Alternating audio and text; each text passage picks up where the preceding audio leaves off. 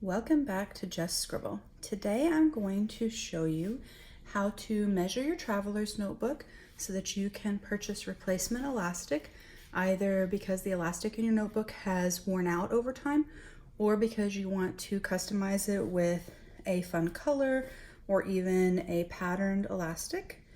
And then I'm going to show you how to actually replace the elastic in your traveler's notebook.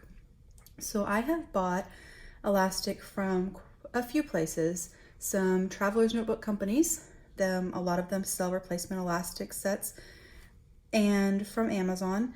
But my favorite place to buy replacement elastic from is Restring on Etsy. I love the color choices that they have. I love the fact that they have fun patterned elastics, and they have a coupon code usually in the About section or at the top of their Etsy shop. And they also ship out extremely fast and have wonderful customer service. So when ordering elastic, I always order 2mm elastic or 2.5mm elastic. Most traveler's notebooks use 2.0mm elastic, but I also have found that 2.5mm elastic works fine in my traveler's notebooks. Some of the patterned elastics that Restring sells are actually 2.5mm.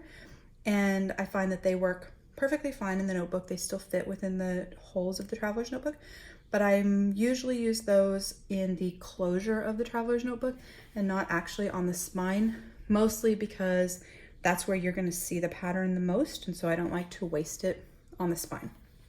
So before we can replace the elastic on my notebooks, we're going to talk about how you can figure out how much elastic you need for your notebook. So there's kind of a basic formula that I use. It's not anything special or unique, I guess. It's just what I found works for me and is easiest.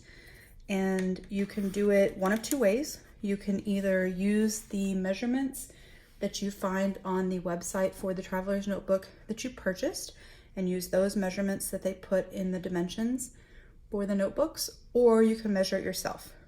If you measure it yourself, and you're using some sort of a sewing or quilting ruler, the ruler actually starts flush with the edge. But if you're using a ruler like you used in elementary school, pay attention to the fact that your ruler, actually the measurements don't usually start at the very end of the ruler, they actually start a little bit farther in.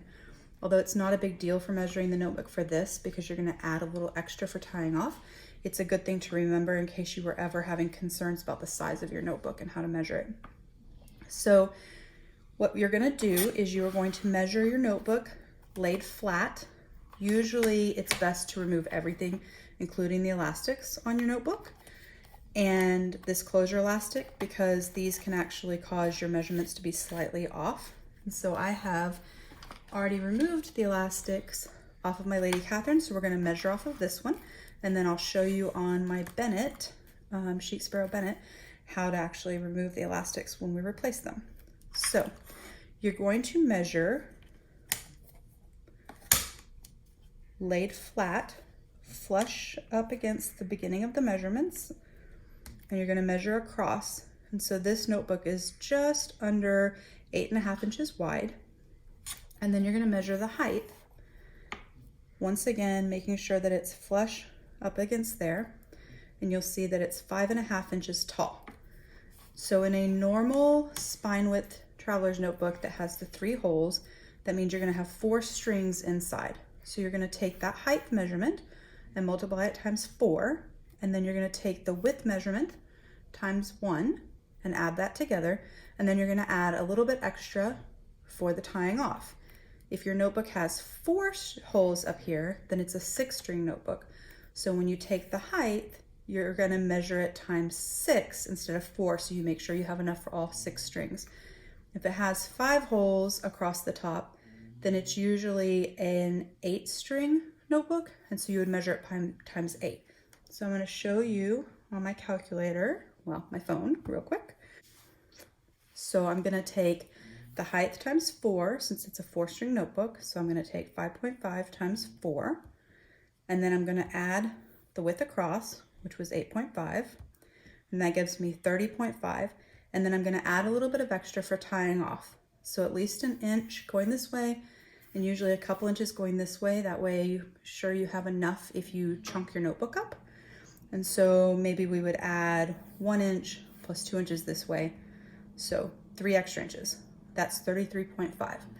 On Illustring, their elastic generally is sold by the yard or the half yard, and a yard is 36 inches.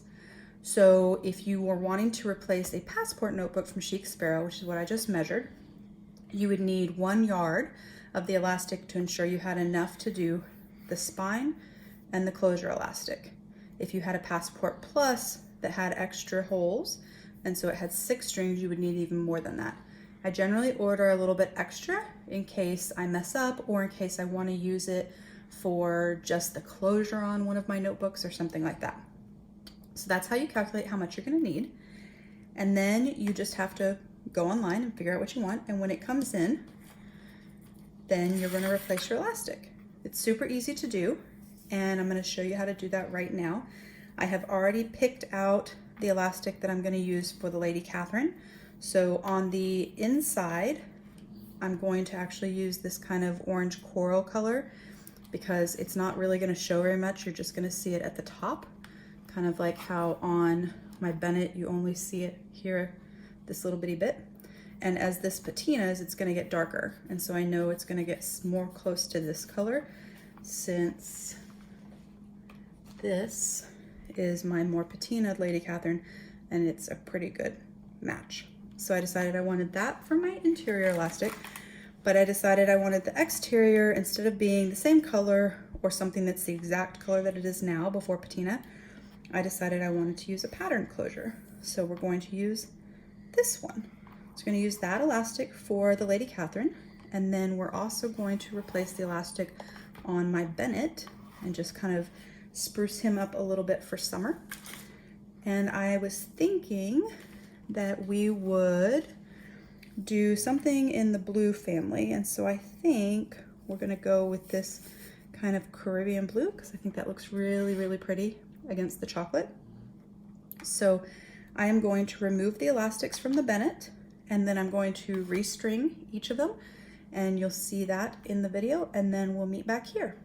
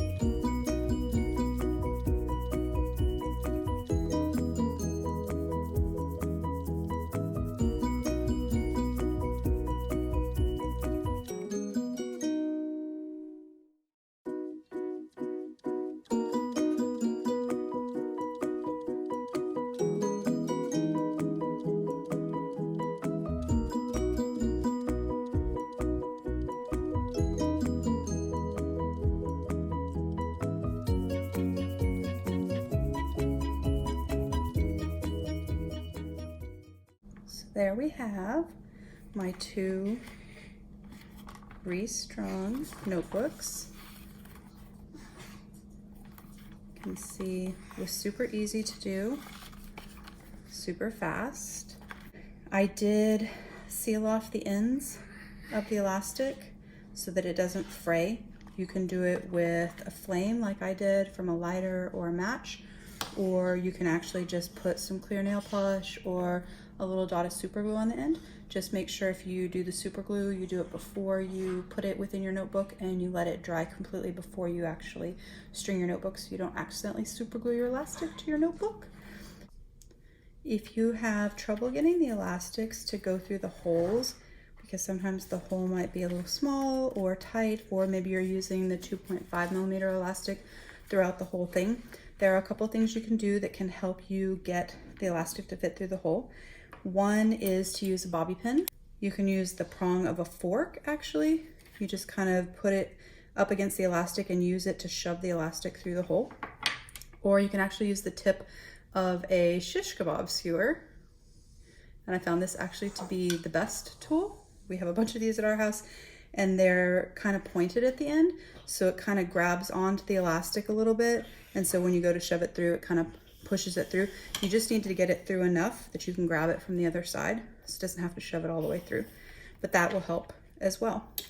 I hope you enjoyed this video on how to measure your traveler's notebook to figure out how much replacement elastic you need, and also the demonstration on how to put the elastic onto your traveler's notebook. If you have any questions or comments about this video or about the process, be sure to post them below and I will get back with you. And remember to click the thumbs up if you enjoyed this video, and check back soon for my next one. And remember to just scribble.